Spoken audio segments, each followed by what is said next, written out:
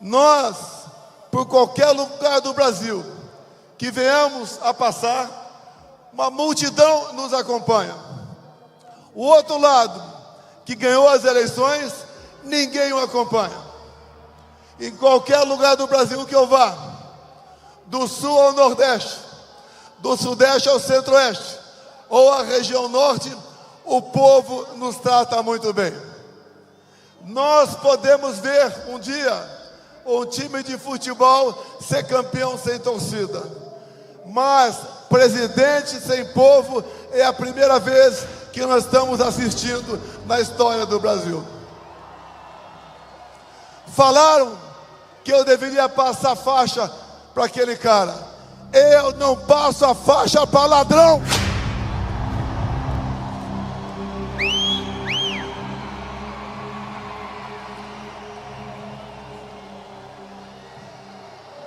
E existem dois tipos de ladrões: o ladrão que rouba o nosso dinheiro, e outro, mais perverso ainda, é o que rouba o nosso futuro e a nossa liberdade. As eleições de 22,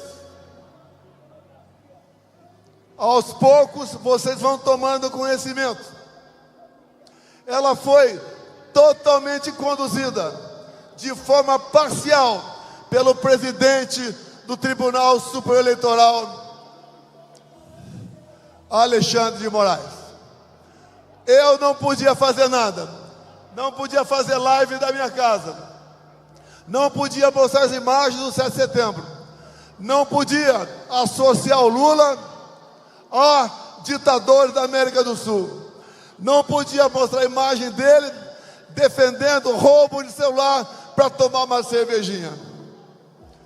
E outro lado, tudo podia fazer, em especial me chamar de genocida, por própria decisão do Tribunal Superior Eleitoral.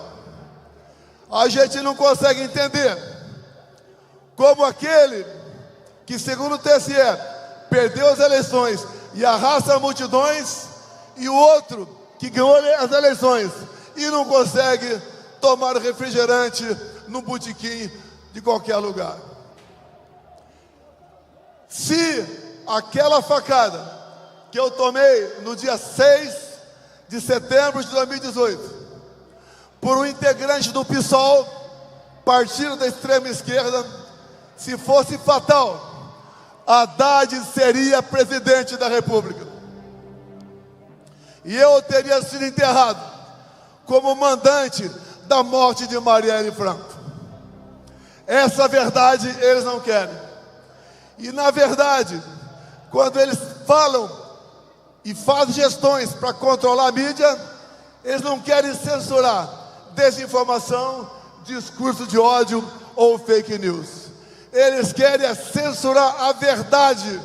Eles não querem que o nosso povo tome conhecimento da verdade de fato. Em meados de 22, fizeram uma cartinha, a cartinha em defesa da democracia. Intelectuais, conhecidos todos nós, artistas, e Lula da Silva assinou a cartinha em defesa da democracia. Lula da Silva, todo mundo sabe, o seu passado ao lado de ditaduras do mundo todo, bem como quando ele criou o Foro de São Paulo em 1990, criou ao lado de Fidel Castro e das Farc, as Forças Armadas Revolucionárias da Colômbia. Não se podia esperar outra coisa desse atual chefe de Estado que está aí. Repito, ontem voltei à cena do crime, porque lá em Juiz de Fora, onde levei aquela facada, e eu dei graças a Deus por ele, o nosso pai, me ter dado uma segunda vida e não deixado que a minha filha Laura ficasse órfã com 7 anos de idade. Sobrevivemos, vencemos eleições, montamos um ministério nunca visto na história do Brasil, porque eu não aceitei indicações do parlamento brasileiro, geralmente indicações para sugar o Estado em causa própria. Montamos um ministério fantástico e ali começamos a criar lideranças políticas para o nosso Brasil. Como aqui presente, aqui em cima, o capitão Tarcísio de Freitas, que esteve à frente do Ministério da Infraestrutura. E sem ser carioca, e sem ser paulista, se elegeu governador por estado e está dando um tremendo exemplo de gestão pública para todos nós. Muitas outras lideranças fizemos pelo Brasil, mas o sistema começou a se incomodar comigo. E logo no primeiro ano, 2019, foi aberto o inquérito do fim do mundo, o conhecido inquérito das fake news. Eu atrapalhava o sistema. Como? Combatendo a corrupção, não da boca para fora. Aqui do lado, o Porto de Santos dava prejuízo de 500 milhões por ano. Conosco passou a dar lucro de 500 milhões por ano. Para onde ia essa grana? 1 bilhão por ano para o bolso de políticos e de gente integrante do sistema. Se um dia vocês souberem quem mandava em Itaipu Binacional, vocês vão cair para trás. Lá era o filé da corrupção, porque na Itaipu Binacional não era permitido a auditagem pelo TCU.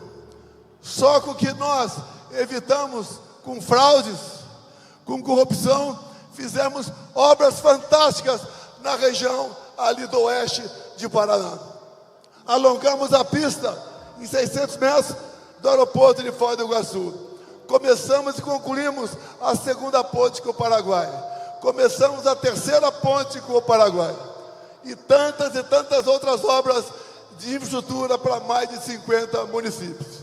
A gente estava atrapalhando o sistema. Não tinham mais como roubar o nosso Brasil. As estatais passaram a dar lucro, mas eles tinham que armar a minha saída de lá. Se hoje eu sou o ex mais amado no Brasil, esse divórcio não foi feito pelo povo.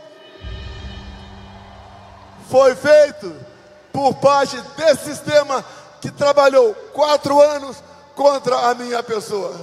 Não tinha semana que eu não era fustigado por uma sentença judicial atrapalhando o nosso governo. Mas vencemos tudo isso. Vencemos a pandemia. Vencemos uma guerra lá fora. O Brasil começou a entrar no rumo e fiz uma coisa que ninguém nunca fez no Brasil. Nós zeramos ou reduzimos a carga tributária de milhares de produtos, entre eles os combustíveis, entre outros o fino de EPVAT, entre outros a diminuição em 30% do IPI de mais de 4 mil produtos. E acreditem, quanto mais nós diminuímos ou zerávamos impostos, mais o Brasil arrecadava. Isso importunava o sistema, porque na verdade eles não estavam roubando mais.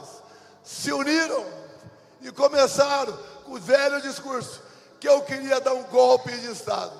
Golpe de Estado usando, como disse o Malafaia aqui, dispositivos da nossa Constituição. E eles, para evitar que eu tivesse chance de voltar, decretaram a minha inelegibilidade. Inelegibilidade, uma delas, porque me reuni com embaixadores. Eu não me reuni com traficantes no Morro do Alemão, como Lula fez. Esses inquéritos, que dali se derivaram outros em cima de ditas petições, dando amplos poderes. Alexandre Moraes escolheu seus alvos, como escolheu meu filho Eduardo Bolsonaro. Isso ratificado nos áudios vazados da operação agora conhecida como Lava Toga. Eles tinham que me destruir. porque eles achavam que agindo dessa maneira me fariam, em dado momento, mudar de lado. Eu jamais estaria do lado deles. Preferi o lado mais difícil, o lado do povo brasileiro, porque isso me dá tranquilidade, me dá paz para dormir e me faz orgulhar daquilo que eu fiz no passado. E se vocês hoje estão aqui, é porque vocês corroboram com o que eu estou falando. Passamos momentos difíceis, cada vez mais, com aquela armação do 8 de janeiro. Quis Deus que eu me ausentasse do país no dia 30 de dezembro. Algo ia acontecer. Eu tinha esse pressentimento, mas não sabia que seria aquilo. Foi um ato, sim, como disse o então ministro do Supremo Tribunal Federal, Nelson Jobim. Segundo ele, aquilo foi uma catarse, ou seja, o momento onde a população se prendeu. E aquilo jamais foi um golpe de Estado. E nós estamos vendo pessoas ainda a serem julgadas e condenadas como integrantes de um grupo armado que visava mudar o nosso Estado democrático de direito. E eu lamento por essas pessoas presas, mais de uma centena. Jovens mães, idosos, idosas, chefes de família. Hoje nós temos órfãos de pais vivos no Brasil. Essas condenações do 8 de janeiro, nós temos que, através de uma anistia, beneficiar essas pessoas que foram injustamente condenadas. Aqui no carro agora está o deputado federal, que é o relator da anistia da Comissão de Constituição e Justiça na Câmara. Dizer a vocês que nós seremos vitoriosos lá, nós daremos essa anistia, porque só assim nós podemos começar a sonhar com a pacificação do nosso país. No mais, quanto à minha inelegibilidade, eu tenho certeza, essas duas acusações estapafúrdias, sem razão, sem materialidade, será mais cedo ou mais tarde conseguida por trabalho dentro do Congresso Nacional. Quem tem que escolher os seus futuros chefes é o povo brasileiro, e não um ou outro ministro que temporariamente esteja à frente do Tribunal Superior Eleitoral. Dizer a vocês que nós devemos acreditar no Brasil. Nós não podemos desistir do nosso Brasil. Nós temos, sim, já que sentimos o gosto de uma boa administração, sem corrupção e voltada para o interesse do povo entre 19 e 22. Dizer a vocês que dependemos, sim, e agradecemos a participação externa de algumas pessoas, como Schallenberg, que está aqui presente no carro conosco. Tenho certeza que as eleições de novembro desse ano, nos Estados Unidos, fazendo com que o Trump volte ao poder, será um recado para tiranetes, para ditadores de todo mundo, em especial para o nosso Brasil. Não existe satisfação melhor do que ser bem recebido por todos vocês. Dizer a vocês que isso faz com que nós, políticos de hoje, sejamos diferentes do político de ontem. Até pouco tempo, todos os políticos eram tidos como iguais. Mostramos ao longo dos nossos 4 anos que nós não somos todos iguais. Ao longo do meu mandato, indo para o encerramento, nós voltamos a acreditar no nosso país, voltamos a conhecer o que é cada poder da República, o que é o poder executivo, o que é o poder legislativo e o que é o Supremo Tribunal Federal. Dizer a vocês que voltamos a vestir o verde e amarelo com orgulho, a cantar o hino nacional com emoção, a dar valor à nossa família, a conhecer realmente quais são as potencialidades do nosso Brasil.